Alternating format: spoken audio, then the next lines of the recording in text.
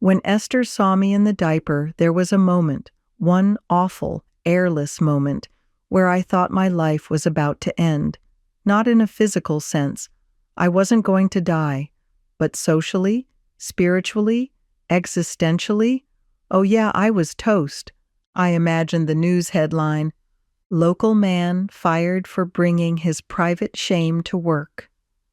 Or worse, group home employee confuses job duties with personal hobbies. But instead, Esther just stood there chewing her bagel.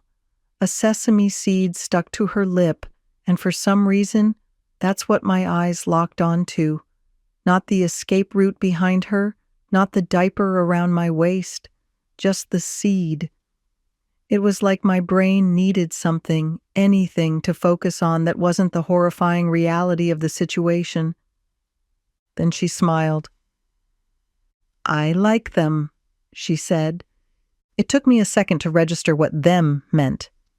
My brain, desperate to rewrite reality, assumed she was talking about my shoes, or maybe my apartment, or the concept of personal growth. But no, she meant diapers. "You like them?"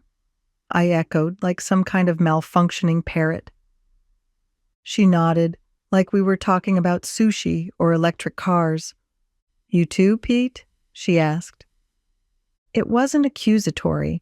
It wasn't even curious.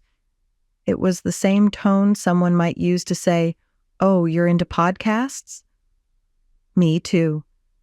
I should have lied. Should have said, "Oh no, this is just a temporary medical thing." Maybe faked a back injury or invented a new disorder. Crinkle hip. Something plausible. Instead, I stood there like an idiot, the diaper puffing out under my hoodie, nodding along as if she'd just offered me a club membership I didn't ask for but secretly wanted. "There's a whole scene," she said. A scene. Before I could respond, Esther pulled out her phone and started scrolling through photos, like a proud aunt showing off pictures of her cats. Only these weren't cats. These were grown adults dressed in bonnets, footed pajamas, and pastel rompers. There was Esther herself in one shot, wearing a pink onesie and smiling next to a man in a bib that said, "Spit happens." "This is from last month," she said casually, as if this was just what people do on Fridays. Apparently there was a club downtown on Main Street, right between the vape shop and the place that sells crystals and essential oils to people who pretend they aren't having panic attacks. "You should come," she said. And because my life had already gone so far off the rails that no longer seemed like an option, I agreed. Snugglebugs Playhouse.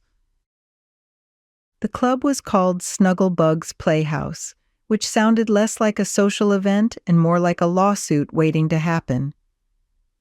We went on a Saturday night. Downtown was its usual mix of bachelor parties, drunk people on scooters, and middle-aged men vaping like their lives depended on it. But inside the playhouse, different story. The walls were painted soft pastel colors, mint green, baby blue, Easter pink. A woman in a giant teddy bear costume worked the door. She stamped our hands with glitter ink and handed us coupons for juice boxes. Inside, the dance floor was covered in foam mats like you'd find in a daycare. Adults waddled around in various stages of regression. Some wore bibs, some wore diapers. One guy had an actual bonnet tied under his chin, and let me tell you, there's nothing like locking eyes with a 6'4" man in a pacifier clip to really put your own choices in perspective. Esther fit right in. She danced, she squealed, she shared a juice pouch with a woman named Miss Cuddles, who apparently taught sociology at a local college during the week. Me? I stood there for the first hour clutching a sippy cup like it was a Molotov cocktail. Every part of my body screamed, "This is a mistake." But another part, the quieter, sneakier part, whispered, "Is it, though?"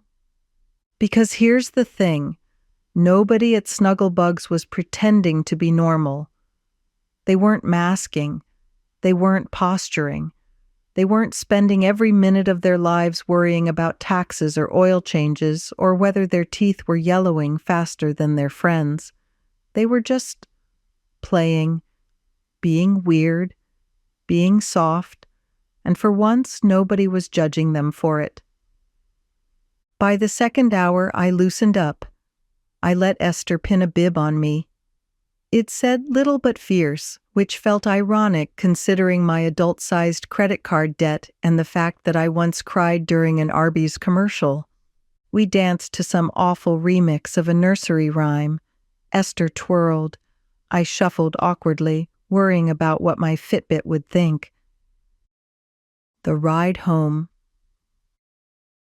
We left around 2 a.m., just as the DJ, dressed like Sleepy Time Bear, announced last call for apple juice.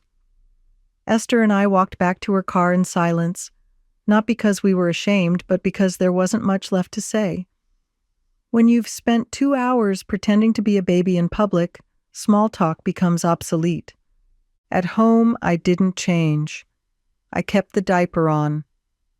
I sat on my couch in the dark, the TV flickering in the background, thinking about everything that had just happened. The ranch, the Reddit forums, the secret bathroom moments, the club, the juice boxes. The 6'4" man named Baby Mark who told me to stay little. I sat there in my apartment that smelled faintly of powder and plastic and asked myself the question no one ever wants to ask.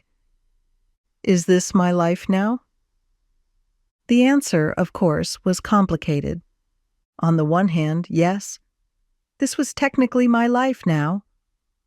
On the other hand, so was paying bills. So was mowing the lawn and waiting for prescription refills and pretending to like kale. Maybe we all have our thing. Some people collect spoons, some people run marathons, and me? Apparently, I go to Snugglebugs Playhouse on Saturdays and sit on my couch afterward wondering if my soul has just permanently rebranded itself as soft plastic. Thank you for tuning in to this edition of Mommy Sarah's Story Time. If you enjoyed the stories, please support the channel by liking and subscribing. Remember, my channel is not monetized, and I write most of the content myself. On occasions when I don't, it's sourced through emails from trusted contacts. Please feel free to like, share, and subscribe. If you're able to, consider making a donation to support our channel. Your support means a lot. Thank you so much for watching, and I look forward to sharing more stories with you.